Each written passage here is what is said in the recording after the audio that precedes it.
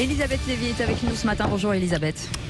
Bonjour Cécile, bonjour Patrick, bonjour à tous. Bon, Elisabeth, vous revenez sur les violences qui ont eu lieu dimanche lors du meeting d'Éric Zemmour. Vous voulez en fait les condamner des deux côtés, hein, c'est ça, que ce soit en fait d'un côté et de l'autre, des violences que l'on qui n'ont pas lieu d'être, et évoquer aussi celles contre des militants de SOS Racisme, quoi, notamment. Hein. Oui, parce que j'ai déjà condamné hier celle qui a été commise contre Éric Zemmour, et je m'en voudrais de pratiquer le deux poids deux mesures qui m'enrage quand l'essentiel de la classe politique et médiatique ignore, relativise, voire justifie, comme Alice Coffin, les violences et le harcèlement des antifas contre Éric Zemmour. Alors, si des militants identitaires avaient cherché à perturber un meeting de Mélenchon et avaient été molestés, ce qui serait sans doute arrivé, eh bien, j'aurais condamné. Je le fais donc sans ambiguïté au sujet de ce qui s'est passé avec ceux de SOS Racisme, tout en me félicitant d'ailleurs que ces violences se soient révélées plus spectaculaires que graves. Ainsi a-t-on vu cette dame refuser d'être soignée avant de faire sa tournée des popotes télévisuels, visiblement point trop traumatisé, tant mieux.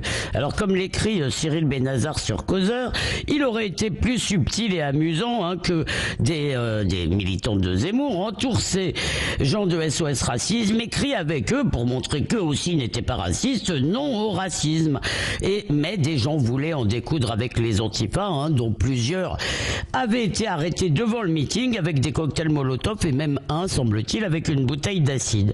Alors, seulement les foules sont rarement subtiles, qu'elles soient de droite ou de gauche. On aurait aimé cependant que des représentants d'Éric Zemmour, ou lui-même d'ailleurs, se fendent d'une condamnation claire. Oui, c'est ça. Alors, il y a eu des violences à l'égard de certains journalistes aussi. Là, vous dites oui, il faut condamner quand il faut condamner, il faut parfois aussi relativiser, quoi. Non, je crois pas qu'il faille. Je ne crois pas qu'il faille relativiser les violences, mais on a eu cette discussion, Patrick, sur les violences contre les journalistes, et c'est vous qui m'accusiez un peu de les relativiser au sujet de celles de Quotidien. Alors, je rappelle, effectivement, il y a eu, parce qu'on a vu ces scènes hier, on les a vues dans la journée, je les avais pas vues avant, où l'atmosphère était assez tendue quand les journalistes de Quotidien ont été repérés dans la salle. Et ils ont été hués, ces huées qui sont tout à fait déplaisantes, mais enfin il a quand même fallu que le service d'ordre exfiltre momentanément l'équipe de TF1. Alors je voudrais quand même revenir sur ce sujet, parce qu'il y a aussi, ça arrive régulièrement que des journalistes soient prêts à partir. Alors je pense qu'il faut essayer de comprendre pourquoi, et préciser que comprendre n'est pas justifié, parce que pourquoi est-ce que ça arrive? Eh bien parce qu'entre les médias et les gens ordinaires, le combat est souvent inégal. Le premier pouvoir, le pouvoir médiatique, ne souffre pas de contre-pouvoir, et il exerce un chantage symbolique permanent en prétendant qu'attaquer un journaliste, même verbalement, c'est s'en prendre à la démocratie. Alors que les journalistes de Quotidien et d'autres peuvent insulter quotidiennement des millions de gens, moquer leurs inquiétudes, mépriser leur patriotisme.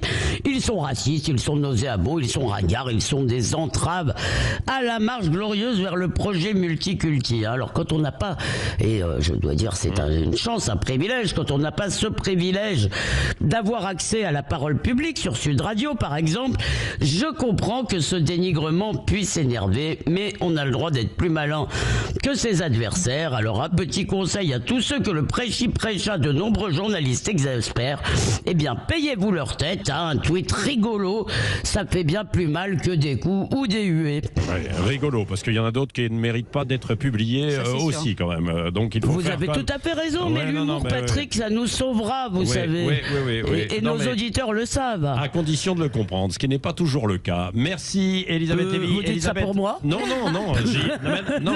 mais je dis ça en fait en général, parce que évidemment, le premier degré ne passe jamais, jamais, évidemment, comme ça, à la simple lecture. Et ça, je le dis et je le redis en permanence. Donc je suis extrêmement prudent par rapport à ça. Elisabeth, allez, vous revenez dans les grands débats du matin.